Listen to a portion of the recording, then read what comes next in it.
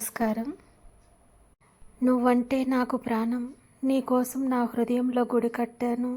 ఇలా చెప్తూ ఎంతోమంది ప్రేమలో పడుతూ ఉంటారు. ఎంతో ఇష్టంగా ప్రేమించి పెళ్లి చేసుకున్న తర్వాత మునుపటిలాగా వాళ్ళ మధ్య ప్రేమ లేకపోవటానికి కారణం ఏమిటి? మనందరికీ తెలుసు, ఒక మొక్క పచ్చగా ఉండాలంటే ప్రతిరోజు దానికి తగినన్ని జాగ్రత్తలు తీసుకుంటూ ఉంటాం. ఎరువులు వేస్తూ ఉంటాము, నీరు పోస్తూ ఉంటాము, సన్ రైజ్ కూడా తగలాలని చెప్పి జాగ్రత్తలు తీసుకుంటూ ఉంటాం. ఒక చిన్న మొక్కనే పచ్చదనం కోల్పోకుండా ఉండటానికి ఇన్ని జాగ్రత్తలు తీసుకున్నప్పుడు జీవితాంతం కలిసి ఉండటానికి ఆధారమైన ప్రేమ విషయంలో ఇంకెంత జాగ్రత్త, అప్రమత్తత ఉండాలి మనిషికి. కానీ మనిషి చేసే తప్పు ఏంటంటే, ప్రేమ దొరికే వరకు ఎంతో పట్టుదలతోనూ సిన్సియర్గాను ఉంటారు. కానీ ఒక్కసారి మనదైపోయిన తరువాత దాని పట్ల నిర్లక్ష్యము, అజాగ్రత్త ఎక్కువవుతుంది. దానికి పరిస్థితులు కారణం కావచ్చు, లేకపోతే మనదన్నది ఎక్కడికి పోతుందిలే, మన దగ్గరే ఉంటుంది కదా అనే నిర్లక్ష్య ధోరణి కూడా కావచ్చు. దానితో ముందు ఉన్నంత శ్రద్ధ, సమయం కేటాయించటం చేయకుండా నిర్లక్ష్యం చేస్తూ ఉంటారు అందరూ. దానికి తోడు పని ఒత్తిడి, అలసట, అనేక కారణాల వల్ల మొదట ఉన్న ప్రేమ రాను రాను లేనట్లుగా కనిపిస్తుంది. కానీ ఎంతో ఇష్టంగా ప్రేమించినప్పుడు ఆ ప్రేమ ఎప్పుడూ హృదయంలో అలా ఉంటూనే ఉంటుంది. కాకపోతే చిన్న చిన్న తప్పులు, పొరపాట్లు చేయటం వల్ల లేదు అనేటటువంటి భ్రమ కలుగుతుంది. ఆ భ్రమ కాస్త ఒక అపనమ్మకం కింద మారిపోతుంది.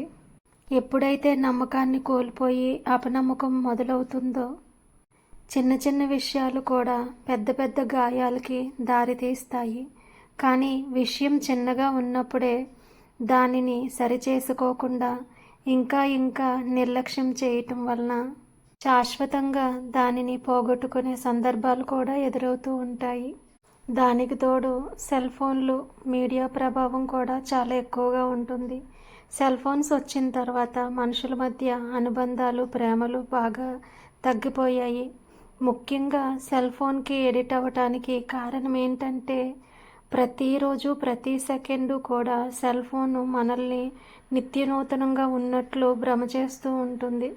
అంటే సెల్ ఫోన్లో ఉన్న సమాచారం మనకి పాతది అనిపించదు, బోరు కొట్టదు.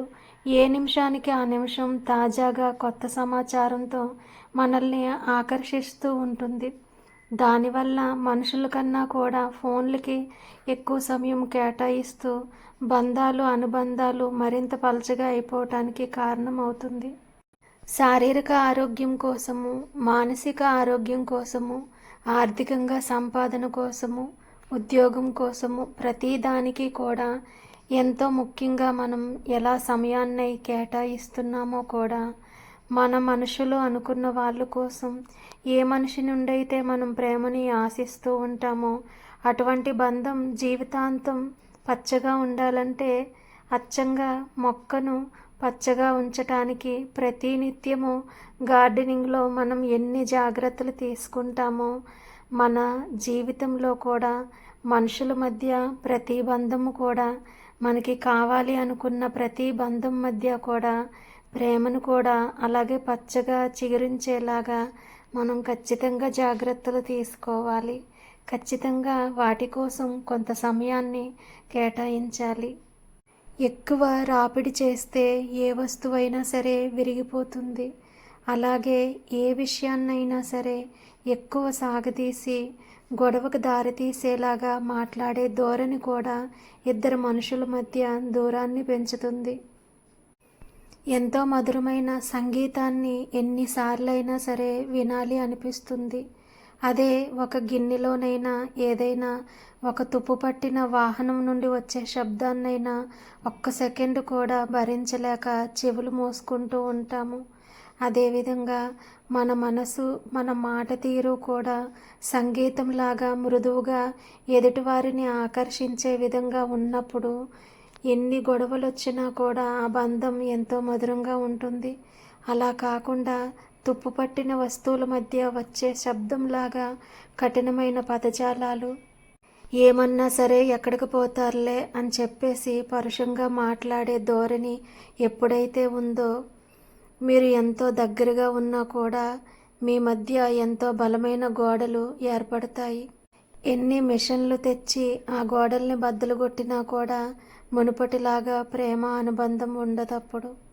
అందుకే ఇద్దరు మనుషుల మధ్య అంత బలమైన గోడ నిర్మాణం జరగకుండా జాగ్రత్తగా ఉండాలి. మనం ఒక చీర కొనడానికి వెళ్ళినా, ఎన్నో అల్పమైన ఆనందాల కోసం బయటకు వెళ్ళినా ఎన్నో గంటల సమయాన్ని వెచ్చిస్తూ ఉంటాము. అదేవిధంగా మగవాళ్ళు కూడా అనేక విషయాలకి ఎంతో సమయాన్ని కేటాయిస్తూ ఉంటారు. అవన్నీ కూడా అల్పమైన ఆనందాన్ని ఇచ్చే విషయాలు. అంత చిన్న విషయాలకి అంత ఎక్కువ సమయాన్ని ఇస్తున్నట్లే మానసికంగాను మన బంధాలు పలుచబడకుండా ప్రతిరోజు వాటికి కూడా కొంత సమయాన్ని ఖచ్చితంగా కేటాయించాలి. ఎంతో తక్కువ ఆనందాన్ని ఇచ్చే కరిగిపోయేటటువంటి విషయాలకి మీరు అంత ప్రాధాన్యత ఇస్తున్నారు, కానీ జీవితాంతం చివరి నిమిషం వరకు కలిసి ఉండే బంధాలకి అలాంటి ప్రాధాన్యత ఇవ్వటం లేదు. వస్తువు పాతదైపోతే మళ్ళీ కొనుక్కోవచ్చు, బట్ట చిరిగిపోతే మళ్ళీ కొనుక్కోవచ్చు, కానీ బంధం మనసు విరిగిపోతే ఇంక అతకదు కదా. అన్నీ రీప్లేస్మెంట్ చేసుకుంటున్నట్లు మనుషుల్ని రీప్లేస్మెంట్ చేయలేము కదా. ఒక్క వివాహంలో మళ్ళీ రీప్లేస్మెంట్ ఉంటుందేమో, కానీ తల్లిదండ్రులు, అన్నదమ్ములు, అక్క చెల్లులు, కడుపును పుట్టిన పిల్లల విషయంలో రీప్లేస్మెంట్ ఎక్కడుంటుంది? అందుకే అవయవాలు మార్పిడి చేసుకుంటున్నట్లుగా, వస్తువుల్ని పాతవు మార్చి కొత్తవు కొనుక్కుంటున్నట్లుగా జీవితంలోని మనుషుల్ని మార్చుకోలేము. పూర్తిగా వాడడానికి పనికి రాకుండా తుప్పు పట్టిపోయే విధంగా వస్తువు పాడవకుండా ఖరీదైన వస్తువు కొన్నప్పుడు ఎంతో జాగ్రత్త తీసుకుంటాము. అలాగే మన జీవితంలో కూడా మనిషి యొక్క మనసు పూర్తిగా విరిగిపోయి అనుబంధాలు దూరం అయిపోయే పరిస్థితి రాకుండా ఉండాలి అని అంటే, ప్రతిరోజు పచ్చని అందమైన మొక్కను ఎలా పెంచుతామో మనలో ఉన్న ప్రేమను కూడా నిత్యము నీళ్లు పోసి పచ్చగా ఉండేలాగా చూసుకోవాలి. హృదయము ముక్కలయ్యే విధంగా ఎప్పుడూ జరగకుండా జాగ్రత్త పడాలి. అప్పుడే పచ్చని మొక్క ఎంత తాజాగా ఉంటుందో, మొదటి రోజు కలిగిన ప్రేమ నువ్వు జీవించి ఉన్న చివరి నిమిషం వరకు కూడా అలాగే ఉంటుంది. అటువంటి ప్రేమ మాటలకు అందనిది, భావాలకు అతీతమైనది. రాగంతోని ఆలపించలేము, మాటలలో లిఖించలేము. దానిని దూరం చేసుకోకుండా ఎవరికి వారే బాధ్యత వహించాలి. ఏమంటారు? నమస్కారం.